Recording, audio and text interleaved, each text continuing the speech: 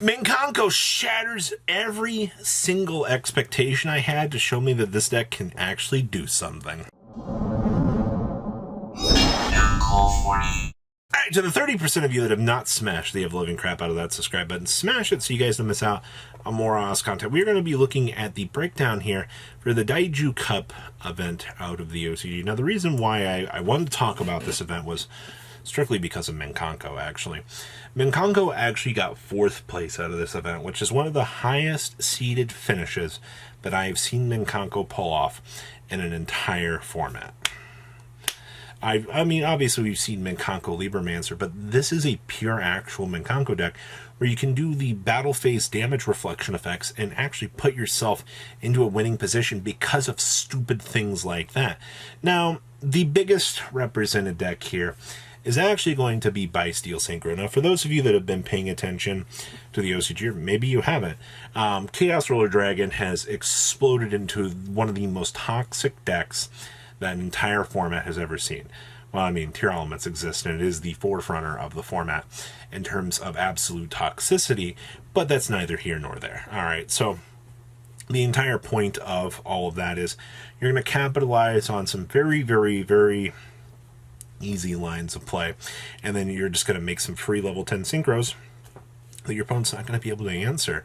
And that's a problem, all right? When your opponent is unable to answer some of the bigger issues within a format, it really goes to show that, like, a card is so overpowered. And then the last big represented deck here was we actually had Tri-Brigade Spright. Now, Tri-Brigade with Spright has actually become a very powerhouse deck in the OCG, where, you know, Sharag just gives you an extra line of defense. Bear Broom being able to tutor for it for the defense play during the opponent's turn actually is pretty good. It might not seem like the strongest line of play, but it definitely gets the job done at the end of the day. Now we're going to pass on over to you and kind of see what's going on with the development of some of these pretty interesting decks. Alright, the first deck we're going to be looking at is, well, good old Bystial Synchro. So winning the event here was none other than what I'm going to call the Pile deck. Now, the first thing that you're going to see here is that the adventure package in my Synchro deck? Yes. Yes, it is. And you're just playing a legal knight, actually. So it's actually kind of hilarious. For what, like a splash 5 card package? So 8. Because you have the water enchantments. So you got triple water enchantments, you're 1 illegal, you're 2 Rite of Armesier, and then 1 Faithful Adventurer and 1 Draco back. You know, the OCG recently just brought back this package, and they're already using relatively interesting splash ways here to kind of take care of that. But the thing is, the Legal Knight just does so much more than any other line of play here, because when your opponent starts to set up these really, really, like, deadly lines of play, you need to be able to hand that over to your opponent to punish them. And that's kind of what you're getting here in terms of your value with the Illegal Knight here, is just the fact that it's an additional layer, or, you know, layer of support for this deck. Now, your basic lines of play, you're going to notice we are playing Apple Dragon here, or Frappel Dragon. Yes, the old level 2 Dark Dragon, or I believe it's Lighter Dark, I don't remember its attribute, but it gives you the ability to, you know, tune into the good old Chaos Angel, or, you know, the good old Bystial Despeter here. Basically, this entire deck's function is you want to stop by the good old Chaos Ruler, and then you're going to start turning that Chaos Ruler's wheels into multiple monsters. Now, this build is not playing the Chaos Angel, which is kind of interesting, but you'll be able to make, what is it, Das Peter, Ching Ying, and Baron de Fleur with relative ease. And I don't know about you, but if your opponent's staring at those 3 monsters and they don't have a Dark Ruler no more, or like a power card to try to out that, it's just going to be a big problem. Also, the Frappel Dragon gives you access to the Heretic's Heavenly Spheres, which is kind of hilarious at the end of the day. So, lots of big moving pieces with this deck. Now, as we shift our gears on over here, you're going to see that we have the, what we're going to call the Tri-Brigade Good Stuff deck. Now, I will tell you, for what this deck has definitely turned into as of late, it has been really cool to see that Tri-Brigade is back in the meta. No, it might not be in, like, the iteration that it previously was, but it has definitely been really nice to see this deck. So, standard Spright combo. See, the big thing that makes me, like, super sad about this deck is the OCG cratered this deck off the face of the planet. Alright, like, your Spright package got heavily axed. Alright, which means that you gotta make some adjustments here in order to get your maximized or optimized results in order to play the deck. And that's kind of the situation that you're seeing. I mean, with only one jet, you're like, oh, really? Yeah, shenanigans. But I mean, you still have your triple Spright blue and all of that to make sure that the deck can actually play the game. And that's, once again, what you really want to see at the end of the day in terms of your value. Now, your Tri-Brigade package, you're still pretty much going full out here with this. You don't really have much of a choice, all right? Because you're going to go ahead and make Bear Broom. You're going to stop by the Gigantic. And then, of course, Spright Elf for all the layers of protection underneath the sun. That's the thing that I think really puts this deck over the edge, is just like Spright Elf's protection effect ensures that you can pretty much do everything. Now, we are playing the little mini Melfi package in here of the two, which means that you can essentially get an easier access point to a Zeus or anything else that you might really need to do in combination with those two cards. And we are taking one Alpha, the Master Beast here. So you have a lot of cool little, I would say, tech choices to really make this deck shine at certain points. And once again, that's what you want to see. You know, tech choices are what's going to make or break this format.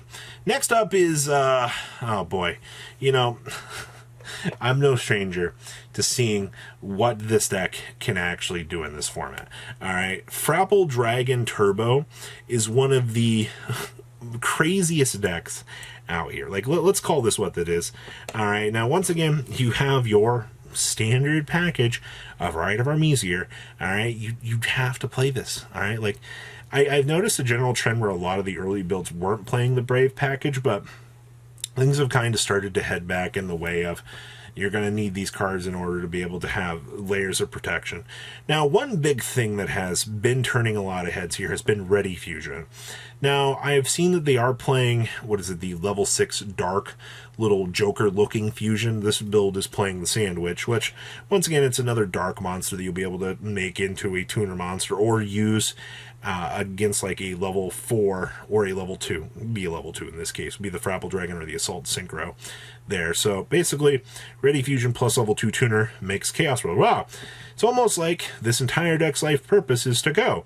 And then, of course, you know, if you have the ability to step up into the Chaos Angel, the Chang Ying, the Baron, or the Bystial Dragon, you take your pick of end board is really the best way to say it. Now, you're going to notice down here that we are playing Exceed Encore in the side deck. That's for the big the big Pearly Cat. Yeah, trust me, when a monster as devastating as the Pearly Cat touches down on the field, you're going to have some big, hard decisions on how to out that thing. Especially, I've seen that card come down and it will end games. So, a deck like this actually kind of has to step up here inside some particular outs in order to handle that, or you're just going to get blown out. So that would explain one of your tech choices. But yeah, that is the current secondary wrap up of this.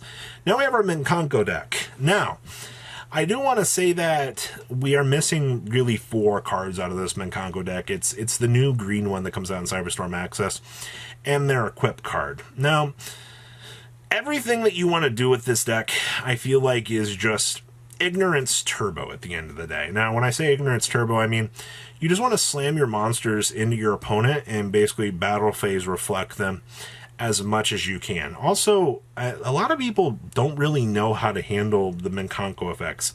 You know, we're also playing 2 copies of the Rondo Mirror in here, which is the one that allows you to take control of an opponent's monster. So the fact that you basically are going to have access to, you know, taking control of an opponent's monster at literally any stage is pretty good. And honestly, we're taking advantage of good old Pot of Extravagance here. Extrav's going to give this deck a little bit of an extra chance to net some real worth here. You are playing an extra deck, yes, but you are going to have to really decide on, you know, I guess, space. What's going to be the value to access the extra deck? I mean, your level 3s are going to be what you're really going to stick together, if anything.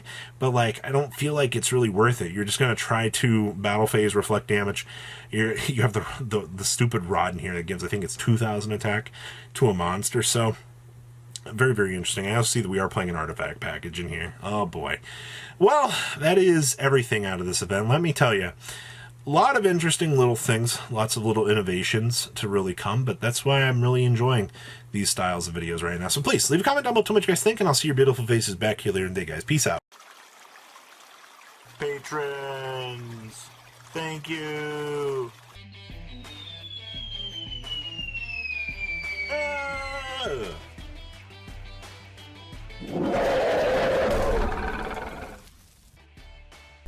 Thank you so much for watching. Check out these other videos.